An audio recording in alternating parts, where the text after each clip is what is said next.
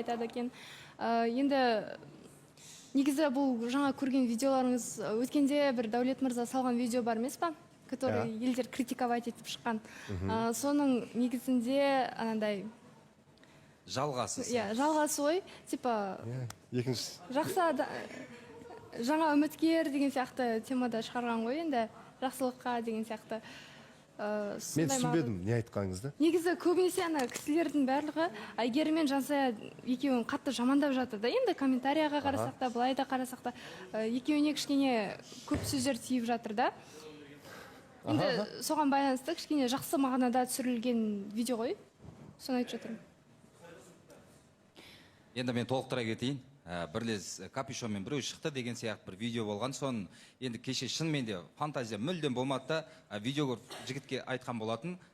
Өзің ойластыршы деп, осылай ойластырып шығарған болатын.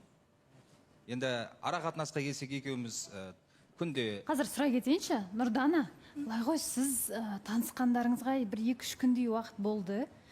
Сіз бірақ апасымен таныстыңыз, яғни қайнапа сияқты. Бір енді болашақ қайнапаның бірі ғой, таныс болды. Сіз айтсаңызшы, қандай сезімде болдыңыз, қандай ойда болдыңыз? Бір ұялып қалып, қысылып, немесе неге Дәулет алдын ала ақылдаспадық деген сияқты алдын ала ескертіп айтты ма сізге? Ондай басында болды енді, бірақ оған мен нормально қарадым, потому что ол кісі енді прям туған несі болған жоқ та, сол үшін нормально қарадым. Ондай олар кішкене дос сияқты сөйлесті да, біраз содан ғой. Так былай нормально қарадым. Иә, Дәулет, өзіңізде қандай ой жалпы Нұрданаға байланысты? Сіз бір басылып қалғансыз негізі. Жаңа енді өзгердім дегенмен де, ең алғашқы келген кезде, одан кейінгі күндер сізде бір жалын болды, әңгімеңізді жиі айттыңыз дегендей, Нұрдана жайлы көбірек айттыңыз. Қазір әлде енді көңіл күйім жоқ дедіңіз, бірақ дегенмен нақты қазір қарым-қатынас туралы айтсаңыз, қандай деңгейде сіздердің араларыңыздағы қарым-қатынас? Үнемі хабарласасыздар ма, үнемі байланыстасыздар ма? Айтсаңыз. Менің ойым өте жақсы. Шын мәнінде өз аққуымды тапқандаймын. Енді бізде күнде қайырлы таң, қайырлы түнмен ұйықтаймыз, күнде телефонмен сөйлесеміз, тығыз байланыстамыз. Не істеп жүрген әр секунд минутына дейін білемін, минутте біліп отырады. Енді менің Инстаграм парақшамдағы басқа қыздармен түскен видео, сурет бәрін алдыртты десең. Солай ма? Барлығын кетірдіңіз. Менің ағайын туыстарым көреді, достарым көреді, ыңғайсыз болады дегеннен кейін менде сыйластық танытып, шын ниетпен келгенін байқағаннан кейін сезіліп тұрады да маған адам шын ниетпен келгені. Соны бағалап алып тастадым бәрін. Негізі ол видеоны да басында алуға кішкене несетті. Қарсы болды ма? Иә, қарсы болған негізі. Ол кезде андай, как сказать, бұл кісінің одан кейін айтты да, что Жансая ханым екеуінің андай жұртқа дейін сол сурет видеолар тұрады деген сияқты екеуі келіскен екен. Содан кейін енді менімен ғана сөйлесіп жатқаннан кейін, қазір танысып болғаннан кейін, ол екі кісі уже артта қалғаннан кейін, кішкене новый өмірге деген сияқты нормально қарауға жаңа шаг дейді ғой, сондай. Неге сізді ол кісілер қатты мазалайды? Неге андай өткен шаққа қарап қатты мазасызданып тұрсыз, андай айтады? Енді потому что қайта-қайта Жансая жақсы еді, Жансаямен күшті жарасатын еді деген сияқты көп сөздер айтыла береді да менің сторонама. Ол өмір бақи айтылады ғой, не істейміз ғой? Иә, соған қарай енді айтқаным ғой. Мен сізге айтқым келгені ондай сөздерді елемеңіз. Әркімнің өз өмірі бар және әркімнің өз көзқарасы бар. Бірақ енді жаңа Дәулет басында түсірген видеоларды алмаймын, фотоларды алмаймын деп, бірақ алғаны сіз үшін ерлікке жата ма, әлде жай ғана өтінішіңізді орындаған молодец? Жоқ, мен сол күні негізі кішкене ренжіген болатынмын. Енді кішкене сондай конфликттер болып тұрды арасында, бірақ одан кейін бұл кісі не үшін ренжисің, типа давай решим деген сияқты сөйтіп тұрды да, вовремя в общем шешіп отырдық қой. Жарайсыз. Енді былай ғой, жұп болмай жатып, енді танысқанымызға 1-2 күн болды, алуға асықпайын дегенім ғой. Енді бұрын түсірілген нәрселер контент ретінде түсіп тұра берсін деген болатын, бірақ енді шынымен де өтініп сұрағаннан кейін көңілін аулайын, қалдырмайын деп алып тастаған. Негіз дұрыс деген адам баласының ер жігіттің сөзі мен жүзі ғана әдемі емес, істеген ісі әдемі болу керек, сізге әдемісіз болды. Тамаша. Сұрақ қояды Бекзат. Иә, қош келдіңіз Нұрдана. Негізі ата-аналарыңыздың көзқарасы қалай? Сіздің бағанағы танысқан неңіз бар ғой, енді кімнің Дәулеттің әпкесі деп жатсыз ғой. Оған сіз ата-анаңыз біле ме танысқаныңызды? иә негізі Ол көріп кісілер- отыр ғой стористардан барлығын Ал ол инстаграмда кісілер ол туралы не деп жатыр сізге? ештеңе деген жоқ. Яғни қарсы емес болып тұр, иә, ол танысқаныңызға. Нормально, иә. Ал сіз оны бір ерте қадам деп ойламайсыз ба негізі? Жақсы сұрақ. Білмеймін, вроде нормально. жоқ мен айта кетсем бола ма? Аха. Ол кезде отбасылық группа чаты бар, соған жіберіп отырды. Мен осында жүрмін, Дәулетпен жүрмін деп бәрін ескеріп жүрді. Енді ол үйтіп қабылдайтын нәрсе емес, ол менің туысым емес, просто назымның әпкем кәдімгі шынымен де туыс сияқты болып кеткен. Енді өзің сұрағыңды қойшы, всегда осы сұрақты қоясың ғой сен. Қанша уақытта үйленесің сен негізі? Қанша дайынсың, қанша уақытта? Нұрдана бағана айтып жатсың ғой, өзімнің адамды тапқан сияқтымын деп жатсың ғой енді. Қанша уақытта анаңа келін апаруға дайынсың қазір? Мен бар ғой, шынымды айтсам, тездетіп үйленгім келеді. 3-4 айда деп айтсам да болады. Даже 2 айда деп айтсам да болады. Бірақ мен шынымен де өзімді ғана ойламауым керек та, қасымдағы қыз мені жақсы көріп, шынымен де маған тұрмысқа шығатын, мені өмірлік адам ретінде көретін болса, мен қадамдарымды нық жасаймын. Түсінікті, Әйгерім. Сұрай кетейінші, жаңа айтты ғой, тіпті мен өзі ақ қолымды тапқан сияқтымын деп айтты Нұрдана. Сіз негізі бір осы менің болашақ азаматым, ау, бәлкім алдағы уақытта бір ұсыныс жасап қалып жатса, мен жалпы дайынмын ба? Менің адамым ба деген сияқты сұрақтарға жауап бердіңіз ба? Негізі ол туралы ойладым, иә, бірақ бұл кісінің де поведениясына қарап жүргенім бар енді кішкене. Өткенде бір уәде бергендері болды да негізі, бірақ ол уәделерінде кішкене тұра алмай қалғандары да болды. Көктөбе туралы емес, басқа бөлек тема. Сосын мен оған... Ол не нәрсе, қандай тақырыпта уәдесінде тұрмады? Дәулет үнемі уәдесінде тұратын. Өткенде біз осы эфирдан кейін негізі кафеде отырған кезде Жансая екеуі анандай эфирде отырды ғой. И одан кейін стримда, иә. Бірақ оған мен особо қарсы болған жоқпын, бірақ бір жағынан ойладым, что елдер неге Нұрданын ойламайсың, неге оның көңілін қалдырасың деген, оған внимание жетпейді деген сияқты болып жатты да енді әңгімесі. Сонымен басында айттым, типа, ең кірмей қойсаңыз негізі дұрыс болар еді, потому что ертең сөзге қаламыз деген сияқты айтқан болатын. Бірақ енді ол кісі ол жерін естімей қалды да, и сонымен кіріп кетті. Бірақ кейін жаңағындай стримда басқа да кісілермен отырады да, андай ойнапшы. Сөйтіп, негізі басында біз жолда кетіп бара жатқан кезде, жаңа таксиде отырған кезде, болды мен басқа қыздармен кірмеймін деген сияқты айтқан болатын негізі. Өздігінен ба? Ау? Өздігінен айтты ма, әлде сіз солай сұрақ қойдыңыз ба, басқа қыздармен кірген ұнамайды деп? Я енді айтқан ғой, типа, кірмейтін шығарсыз деп ше, потому что менімен танысып жатқаннан кейін деп. Енді бұл кісі айтқан болатын, я кірмеймін, болды осы жерден қоямын деген сияқты. Сосын кейін ол бір менде интернет ұстамай сондай болған кезде көріп қалдым да бір рет. Сосын айттым бұл кісіге, это как деген сияқты. Сонымен түсіндірді, что это қосымша табыс көзі деген сияқты қазір бар екен ғой тиктокта. В общем, сондай деді, сонымен нормально қарап бастадым. Бауыржан мырза, осы жақта Жеде мен айтып кетсем бола ма? Әйгерім айтсыншы, Әйгерім деген Айбат айтасыз. Бағанадан бері күтіп отыр едім.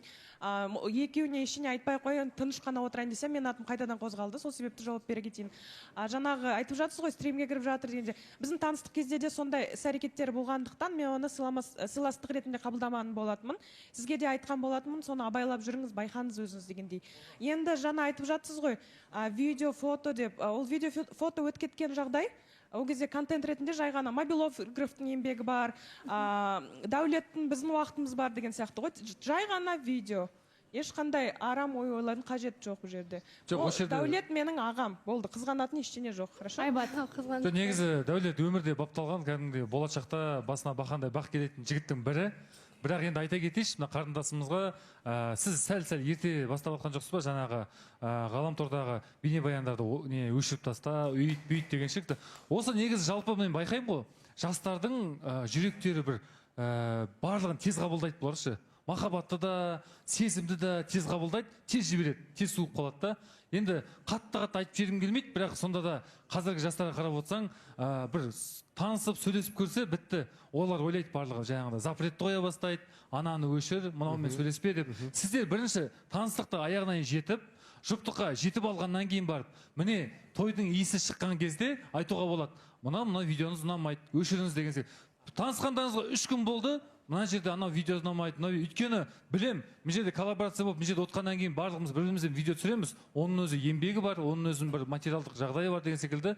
Сондықтан да қазір мынау видео жайлы, бейнебаян жайлы ерте деп отырмын сізге, қарындас. Асықпаңыз, өйткені сіз қай жылғысыз негізі? 2004. 2004, мынау 2000-нан асқан қыздар бар ғой, қатты айтып кетемін ау қазір, бірақ сіздер жай айтыңыз. бар ғой ана жүректеріңіз бар ғой, кәдімгідей дежурный ғой, короче, айтқандашы. Айбат мырза, сіздікі дұрыс, бірақ мен енді болашаққа қатты қарайтын адаммын, сол себепті ертеңгі күнімді ойлайтын болғандықтан солай істедім. Жоқ, сіз ертеңгі күн Онда тұрған ойлансаңыз ештеңе жоқ деп аптап ойлаймын. ақырындап басатын едіңіз. Қазір сіз кәдімгідей ақыл жинаған 30-дан асқан жігітке келіп анандай мындай дегенге ол болмайды. Өйткені бұл жігіт сіздің көңіліңізді сіздің жастығыңызға қызығып, түріңізге қызығып, әрине өшіруі мүмкін, бірақ таныстықтарыңыз ертең бір аптадан кейін тоқтап қалса, бұл жігіт те ертең отырып саусағын бармағын тістеп қалса. Жоқ, негізі дұрыс қой, енді бұл кісінің негізі айтып жатқан нәрселері дұрыс. Енді қыз баласы болғаннан кейін қызғанады. Бірақ оған да Дәулет қарсы келіп тұрған жоқ қой. Басында қарсы келген, одан кейін я деп өшірген Дәулет, бірақ сен негізі қадамдарыңды бір ерте жасап жатқан сияқтысың. Мен аққуымды тапқандаймын. Мен 2-3 айдай сөйтесің да сен Дәулет, сөйтесің да бір 2-3 аптадан кейін ит болдым, шошқа болдым деп тағы отырасың. Жоқ, мен аққуымды таптым деп нақтылап айтқаным жоқпын. Тапқандаймын. Астында болды ғой, енді түсінікті ғой. Одан кейін ары қарай айтатын әңгімең да. Болды Дәулет, қоя берші, болды. Ол мен Нұрданама сізге сұрақ қоя кетейінші. Жай сөйлеңіз. Нұрдана сізге сұрақ қоя кетейінші. Я, сіз енді Айгерімді айтып жатсыз, Жансаяны айтып жатсыз. Бірақ өткенде сіздер ортаға шығатын кезде бұл кісінің Фатимамен әңгімесі болған еді. Сізде енді я дұрыс түсінген сияқтымын деп осы жерде отырып кеттіңіздер де, сыртқа шыққаннан кейін сол тақырып жайлы сөйлестіңіздер ма жалпы? Иә, сөйлестік. Қалай ол, қалай түсіндірді сізге, қалай ақталды деп айтайшы? Ақталғанда бүйтіп айтты, типа, ол кезде біз просто так отырдық. Ну, осы жерде айтылған нәрсенің бәрін тура солай айтып берді ғой. Сіз ол әңгімеге сендіңіз ғой. Мен уже ол теманы ұмытып кеттім, сол кезде особо қатты қараған жоқпын, потому что ол маған дейін болған оқиға болғасын. Өйткені тақырыпты айтамын да, мен қазір айтып жіберейінші, Тәке, өтініш. Бұл жердегі мәселені сыртта шешіп, өздері үшін маңызды айтқан нәрсені олай ортаға лақтырып керек емес сияқты деп ойлаймын, біріншіден. Ал бұл жерде бағана әңгімелер айтылып жатыр ғой, неге тез болды деген сияқты. Ол ешқандай несі жоқ сияқты, оның бір ерсілігі жоқ сияқты. Өйткені тез болса, тез үйленсе, болашақта да бір жақсы болып кетсе деген ниетпен әрекет жасап жатқаны көрініп тұр да. Өйткені Дәкеңнің осы кезге дейін бір мен аққуымды таптым, мен болашақ көрдім деген әңгімесін негізі осы жерде қанша таныстық болса да көрмегенбіз да. Керісінше құптайтын іс әрекет сияқты. Өйткені бұл жаңағы есіміңіз қалай еді? Нұрдана. Нұрдана да айтып жатыр ғой, талаптарын қойып жатыр, мына жер дұрыс емес, мына жер дұрыс емес деп. Енді болашақта нық қадам басып, болашақ ер азаматым болады деген ниетпен отқаннан кейін енді артында сондай әңгімелер, сондай таныстық болыпты деген нәрсенің бір ізі де қалмаған қалайтын сияқты да. Сол себептен бұл әңгіме осында ортаға шығып отыр деп ойлаймын. Сондықтан ол нәрсені дұрыс жағынан қарап, дұрыс жағынан түсінгеніміз. Дұрыс қой енді, Расул, енді тез арақатынас, тез қадам жасағандар сен қолдамағанда кім қолдайды? Бірақ тез арақатынас жасаған, тез қадам жасағанның соңы қандай болатынын өзің дәлелдеп көрсеттің осы жерде. Сол үшін асығыстықпен шешім қабылдамай, ақылмен қабылдаған дұрыс деп ойлаймын. Жоқ, ол шапалақ қағатын нәрсе емес, бес саусақ бірдей емес дейді. Біздікі дұрыс болмаған шығар, бірақ неге бұл кісілердікі дұрыс болады деген ниет тұстан басқа? Сонда біреу дұрыс емес болды екен деп, барлығы дұрыс емес, сенікі де болмайды, сенікі де болмайды, сенікі де болмайды деген қағида жоқ. Дұрыс қой енді, бес саусақ бірдей емес, бірақ асығыс шешім ешқашанда дұрыс болмайды. Не үшін дұрыс болмайды? Тікелей сұрақ. Не үшін дұрыс болмайды? Сен саған қойшы, не үшін дұрыс болмады? Жоқ, мен саған қойып тұрмын ғой, сен жауабың жоқ па сонда маған? Тура сенікіндей болады.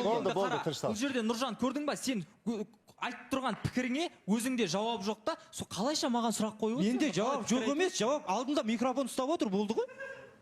Жоқ, менің Дәулетке қандай қатысымыз бар вообще? Біздің таныстығымызбен пендесіңдер ғой, екеуіңді әрекет жасамаңдар деп болды. Екеуіңді айтқандарың былай түсініктілеу.